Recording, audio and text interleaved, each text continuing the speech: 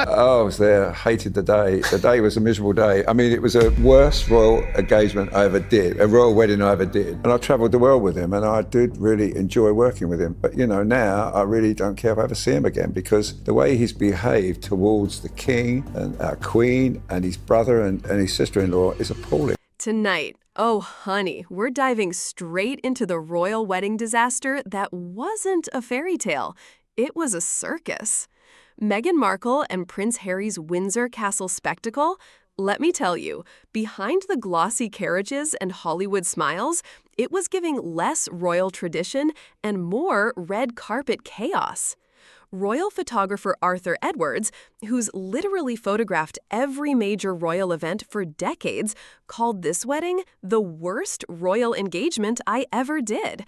That's not me being shady. That's the man himself spilling straight-up tea. And he survived Charles and Diana, William and Kate, even Charles' second wedding. But Meghan and Harry?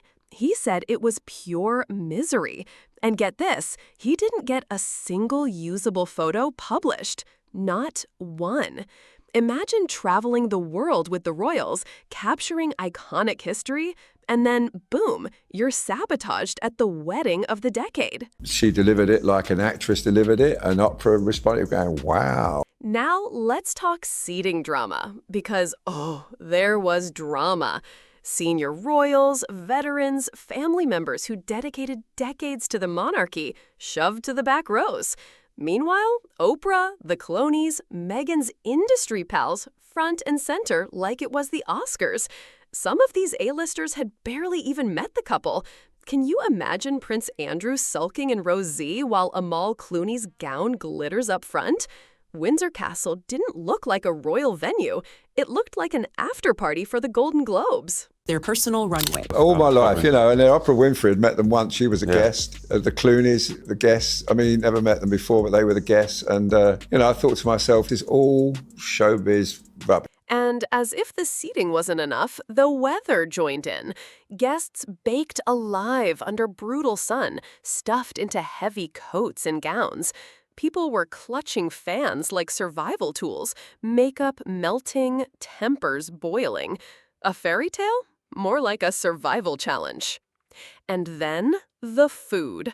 Oh, don't get me started on the food.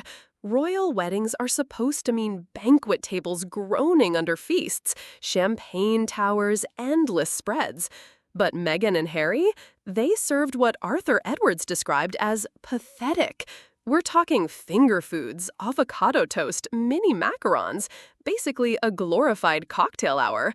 Guests in 1,000-pound outfits left hungry. This wasn't a royal feast, darling. It was a Pinterest brunch. Oh, I was there. Hated the day. The day was a miserable day. I mean, it was the worst royal engagement I ever did, a royal wedding I ever did. But wait, it gets pettier. Harry apparently spent the whole day glaring at photographers, dodging lenses, deliberately blocking shots. Every royal before him understood the deal. You smile for the cameras, the world gets its fairy tale. But Harry? Oh no, he turned the wedding into a grudge match. Edwards said it was the first time in his career where no respectable photos came out of a royal wedding. That's not history, that's hostility. And the ceremony itself? Pure performance. From Meghan's dramatic delivery to the Americanized sermon that had Windsor whispering, "What is happening?" This wasn't a sacred royal tradition. It was a Hollywood monologue, a launch party for Meghan's personal brand. Forget family unity. This was PR, baby. The monarchy wasn't honored. It was hijacked for spectacle.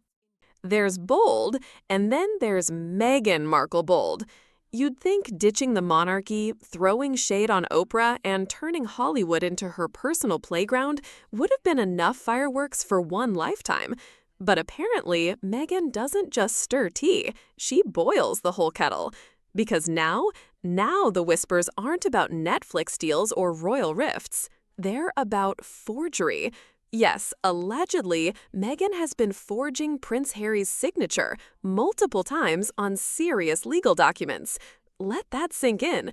We're not talking gossip column drama anymore. We're talking potential criminal behavior. So what kind of documents? Oh, honey, that's the terrifying part. The chatter is all over the place. Contracts, financial agreements, business deals, basically anything that needed Harry's official nod. But instead of waiting for his consent, Meghan supposedly took a pen and thought, Harry who? This is my signature now. Some say it was for money, others, power.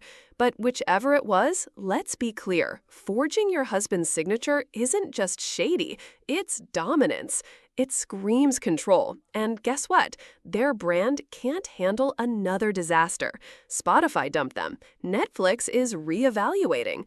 The documentaries fizzled. And now, a forgery scandal could nuke whatever goodwill they had left. You can't help but feel for Harry. The poor guy gave up everything, his titles, his duties, his family, because he believed in love. But now, insiders whisper he's more prisoner than partner. He's looking tired, even broken. The once smiling prince now walks like a man carrying the weight of his own mistakes. And Meghan? Allegedly, she's already plotting her next move. Prenups, custody strategies, PR spin, like she's 3 steps ahead in a game Harry doesn't even realize he's losing. Some even claim this was the plan from day one. Harry wasn't the love of her life, he was the launch pad. Here's the cruel irony. Meghan says she fled the palace because they silenced her. But now, she's the one silencing Harry, controlling the story, controlling the money, maybe even controlling the kids.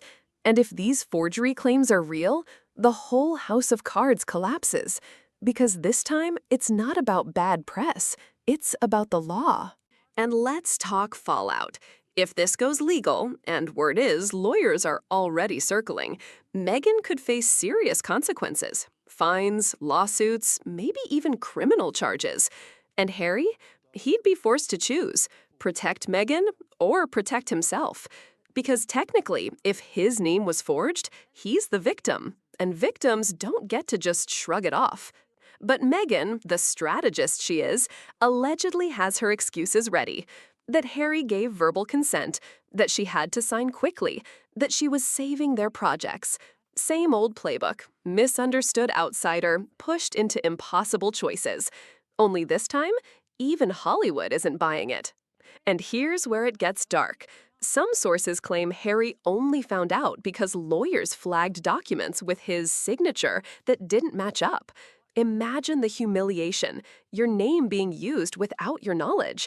And now the whispers say this wasn't a one-off, it was a pattern. Small at first, a project pushed through, a donation approved, but it snowballed. And now investigators want timestamps, email chains, receipts. Because if this was premeditated, Meghan's in serious trouble. And don't think the royal family isn't watching. Word is they're quietly smirking. Charles, William, palace aides, they warned him. They saw the red flags. But Harry thought love would conquer all. Now he's finding out love may have just signed him into a legal nightmare. Meanwhile, Hollywood's gone cold. Netflix feels burned. Spotify's done. Boardrooms whisper that Meghan's brand isn't empowering anymore. It's toxic. Her defenders? Silent, because no one wants to go down with a sinking ship. And let's not forget the custody battle lurking in the shadows. Those kids aren't just children, they're leverage. Royal blood in Hollywood is currency, and Meghan knows it. If divorce is the next headline, you can bet custody will be her battlefield. Harry, the man who walked away from the crown for freedom, might end up shackled in a California courtroom, fighting for his kids and his dignity. The fairy tale has officially curdled. You know what I would have done? I would have taken them over. You know, as chickens is the Sussexes. Yeah, right. They have them. So I would have taken the Sussexes. You mean, wait, you mean my gift would have been... Nobody knows the story. They were looking for any reason to ingratiate themselves with the woman who they believe has snubbed them for some time. And of course, the fact that Oprah has gone public with this story is of huge benefit to Harry and Meghan. Picture it. Oprah Winfrey, the woman who helped Meghan Markle and Prince Harry detonate their royal bridge in 2021, sitting on a casual podcast talking about baby chicks, when out of nowhere she drops a line that ricochets through Hollywood like a champagne cork in a quiet room. I'd run them straight over to the Sussex sex. Yes, you heard right. Sussex sex. Is a stream. We don't have a pond, so can we bring the ducks over to your pond? Now, to the untrained ear, that's just a tongue twister gone rogue. But if you know Oprah, you know there are no accidents. This is a woman who built her empire one carefully weighted syllable at a time. She doesn't oops on mic, she orchestrates. And the timing? Chef's kiss.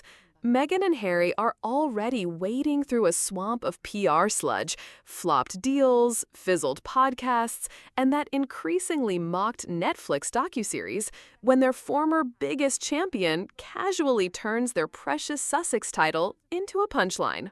Let's not forget, Oprah was once firmly Team Meghan.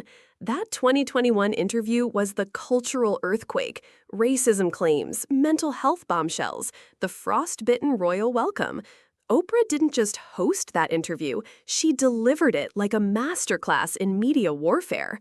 And now, 3 years of radio silence. No Instagram birthday love, no cozy photo ops, no just had tea with my bestie Meghan humble brags. The Hollywood friend fade is real, and it is brutal. Then this podcast moment drops. Meghan's not hearing ha-ha slip of the tongue. She's hearing, I'm not protecting you anymore. Recoiled in shock. The American audience and many here in the UK fell for it hook, line and sinker, and there was worldwide speculation who in the royal family had made these remarks which were deemed as racist. Sources say Meghan lost it the second the clip hit her phone. Think not a single yoga breath in sight. This wasn't tabloid shade. This was Oprah, the person who once handed her the mic to rebrand her life, laughing at the very title Meghan has weaponized for years. And in Hollywood, Oprah's laughter is blood in the water. Once she cracks a joke, the unspoken rule is permission granted. Late-night hosts start sliding in digs. TikTok comedians run wild with Sussex sex sketches. Even C-list podcasters who couldn't tell you who the Duke of Gloucester is are suddenly experts on Meghan's branding crisis. Things that don't add up about this story. We're going to get analysis from it from Prince Harry's biographer Angela Levin in just one moment. But first, let's take a listen. Here's the thing. Meghan's whole post-royal identity has been stitched together with the Duchess of Sussex title. It's not just a name, it's leverage. Without it, she risks looking like, well, an actress with a few deals and a lifestyle pivot into fruit preserves. Yes, the jam thing is real. But now, the title's not a crown, it's a comedy prop. And the silence from her elite circle is deafening. Where are the Obamas? Beyoncé? Serena? Tyler Perry? Nowhere. In the entertainment industry, silence is never neutral. It's strategy. And poor Harry. Apparently, when he saw the clip, it wasn't the joke that stunned him. It was the symbolism. He's starting to realize that the shiny Sussex brand they've spent years polishing is slipping through their fingers. If Meghan's title can get dragged in a casual podcast laugh, what's next? There's even whispered speculation. That Harry's quietly assessing his personal exit strategy from brand Sussex if the ship keeps taking on water. The Oprah moment is more than just gossip gold. It's a turning point. In 2021, Meghan was untouchable. The narrative was tightly controlled, the sympathy high, the critics careful. In 2025, the sympathy's worn thin. The rebel Duchess story feels tired, the deals are drying up, and now the person who once amplified her voice is casually mocking it.